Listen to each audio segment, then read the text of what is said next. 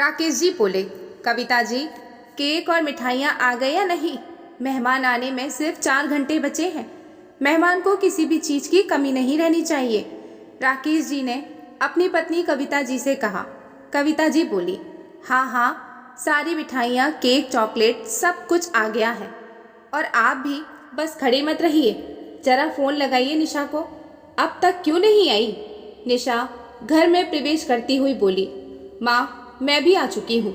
आप चिंता मत करिए, बताइए क्या करना है। कविता जी ने निशा को देखकर राहत की सांस ली और बोली, अच्छा हुआ निशा तुम आ गई, वरना मैं अकेली इतनी सारी तैयारियाँ कैसे संभालती। राकेश जी बोले, लो भाई, निशा भी आ गई। अब तुम सास बहू मिलकर सारी तैयारियां संभालो। अर्जुन का आज 10वां जन्मदिन है। अर्जुन निशा के देवर रोहन और देवरानी मीरा का इकलौता बेटा है। बहुत सालों तक ये संयुक्त परिवार साथ ही रहा।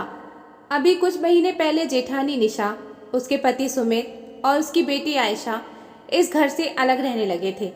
कविता जी बोली, निशा, मैंने जलेबी का घोल तैयार रखा है। जब मेहमान आ जाएंगे तब तुम इस घोल से गर्मा गर्म जलेबियाँ बना लेना और मैं दूसरी तरफ गर्म गर्म पूरियाँ तल लूँगी। बाकी छोले और पुलाव तैयार हो गए हैं। सलाद चटनी भी मैंने काम वाली सीमा से ही बनवा ली है। सीमा के बेटे को अचानक तेज बुखार चढ़ गया, इसलिए उसे अचानक जाना पड़ा, वरना सीमा होती तो मुझे तुम्हारी जरूरत भी नहीं पड़ती। तुम्हारे देवर रोहन को अचानक मीटिंग में जाना पड़ा और तुम्हारी देवरानी मीरा अर्जुन के लिए नए कपड़े खरीदने गई है।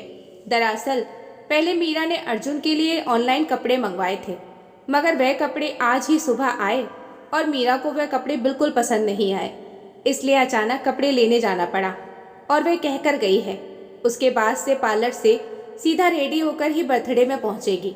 देखो ना, आज अर्जुन के जन्मदिन पर ही रोहन को भी मीटिंग पर जाना था, वरना वह होता तो मुझे और तुम्हारे बाबूजी को इतनी परेशानी ना होती। मगर रोहन कह रहा था, माँ आप लोग सारी तैयारियां कर देना, मैं अर्जुन के केक कटिंग के समय तक आ जाऊंगा। आखिर घर का लाडला बेटा जो है अर्जुन, हमारे घर का इकलौता वंश। सासू माँ की मदद करते फिर से एक बार निशा के हाथ रुक से गए। आखिरकार फिर से सासू माँ ने वही बात दोहरा दी थी, जिसके कारण उन्हें इस घर से हमेशा के लिए अलग रहने जाना पड़ा था। वह अतीत के गलियारे में खो गई। यकायक उसे वह दिन याद आ गए जब उसकी बेटी आयशा का भी 10वां जन्मदिन था। मगर सासू माँ कविता जी, जो एक जगह सोफे पर जमकर बैठी रही थी, बीच में एक बार भी नहीं उठी और सारी तैयारी निशा को अकेले ही करनी पड़ी थी। और आज इस अधेड़ उम्र में भी सासू माँ फुदक फुदक कर काम कर रही थी, क्योंकि उनके चहेते पोते का जन्मदिन जो है। कविता जी ने शुरू से ही दोनों बहुएं निशा और मीरा में भेदभाव किया। निशा की शादी के 2 साल बाद ही मीरा की शादी हुई थी। दोनों बहुएं सुंदर और समझदार थी, मगर मीरा का रंग निशा से काफी गोरा था और उसका मायका भी बहुत अमीर था। कविता जी अपनी गोरी बहू मीरा पर हमेशा इतराती, यहाँ तक कि कभी कभी निशा के रंग पर ताना भी कस देती और कहती, काश तुम्हारा रंग भी मीरा के जैसे गोरा होता तो मेरा सर फक्र से ऊंचा हो जाता, बिरादरी में मेरे भी चर्चे होते और सब कहते, कविता जी चुन के लाखों में एक बहुएं लाई हैं। मीरा के लिए तो मेरी पसंद की आज भी सब दाद देते हैं, उसका मायका भी तो संपन्न है। मेरे छोटे बेटे की किस्मत बड़े बेटे से ज्यादा बुलंद निकली। निशा जब माँ बनने वाली थी, कविता जी ने पोता होने की मन्नत रखी थी, मगर निशा की बेटी हुई। वही 2 साल बाद मीरा ने एक बेटे को जन्म दिया। अर्जुन के जन्म के बाद कविता जी बहुत खुश हुई थी और बोली थी, मेरी दूसरी बहू ने घर को वारिस दे दिया। यही कारण थे जिस वजह से कविता जी की पहली पसंद हमेशा मीरा ही रही। और सासू माँ ने हमेशा से देवर जी से भी बहुत प्यार किया था, क्योंकि देवर रोहन की आमदनी बड़े भाई सुमित से ज्यादा थी और उसमें कोई शक नहीं था, जो बेटा माँ को प्यारा होता है उसके बच्चे भी तो उन्हें प्यारे होते हैं। निशा ने भी सारी बातों को नजरअंदाज कर इसे अपनी किस्मत मान लिया था। जब निशा और उसका परिवार यहाँ साथ में रहते थे, कविता जी जेठानी देवरानी में तो भेदभाव करती ही थी, अब उनके बच्चों में भी भेदभाव करने लगी थी। अर्जुन के लिए बड़ी चॉकलेट और निशा की बेटी आयशा के लिए छोटी चॉकलेट। घर के हर 30 त्योहार पर अर्जुन को ज्यादा पैसे देना और आयशा को कम, ये सब आयशा को भी नजर आने लगा था, क्योंकि वक्त के साथ साथ दोनों बच्चे भी बड़े हो रहे थे।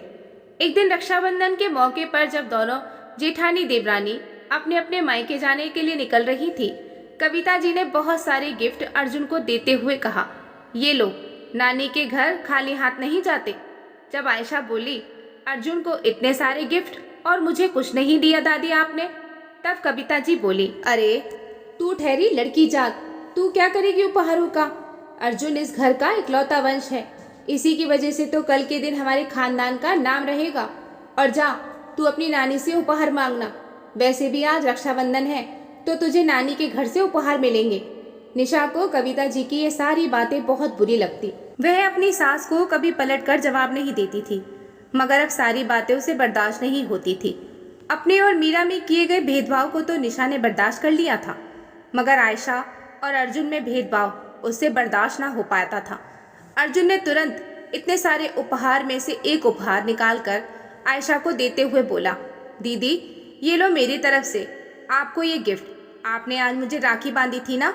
अर्जुन आयशा से 2 साल छोटा था, मगर फिर भी कविता जी से ज़्यादा समझदार था। आयशा उस एक उपहार से खुश तो हो गई थी, मगर दादी के लिए उसके दिल में नफरत भरने लगी थी, क्योंकि आयशा ने अपनी दादी को अर्जुन को चुपके से और भी उपहार देते हुए भी देखा था और कहते हुए भी सुना था कि आयशा को मत दिखाना, वरना उसे भी कुछ देना पड़ेगा।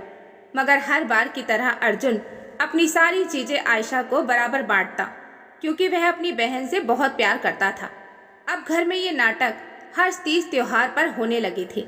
जन्माष्टमी के दिन जब अर्जुन ने कविता जी के पाँव छुए तो कविता जी ने तुरंत 2000 का नोट अर्जुन को पकड़ा दिया और कहने लगी, बेटा तू ना होता तो ये जन्माष्टमी का त्योहार तेरे बिना अधूरा रह जाता। उतने में पीछे से आयशा आई, उसने भी कविता जी के पाँव छुए तो कविता जी बोली, अरे लड़कियां पाँव नहीं छूती कभी। आयशा बोली, अर्जुन ने आपके पाँव छुए तो आपने उसे 2000 का नोट दिया दादी, और मुझे आपके पाँव भी नहीं छूने दे रही हो। कविता जी ने अपने पर्स में से 100 रुपये का नोट देकर आयशा से बोली, ये लो पैसे, बस अब जाओ यहाँ से। आयशा वह 100 का नोट लेकर निशा के पास आई और उसने रो कर सारी बात निशा को बताई। रात को जब सुमित घर आया, निशा बोली, सुमित माँ का व्यवहार कभी आयशा और मेरे लिए अच्छा नहीं था, ये बात मैं जानती थी, मगर अब पानी सर के ऊपर से निकल गया है। संयुक्त परिवार में रहकर मेरी बेटी को हर पल नीचा दिखाया जाए, ये मैं बर्दाश्त नहीं करूँगी। इससे पहले कि बहुत देर हो जाए हमें यहाँ से अलग हो जाना चाहिए। अब तक जो भी हुआ मैंने उसे अपनी किस्मत मान लिया, मगर अब मेरी बेटी को मैं नहीं झुकने दूंगी।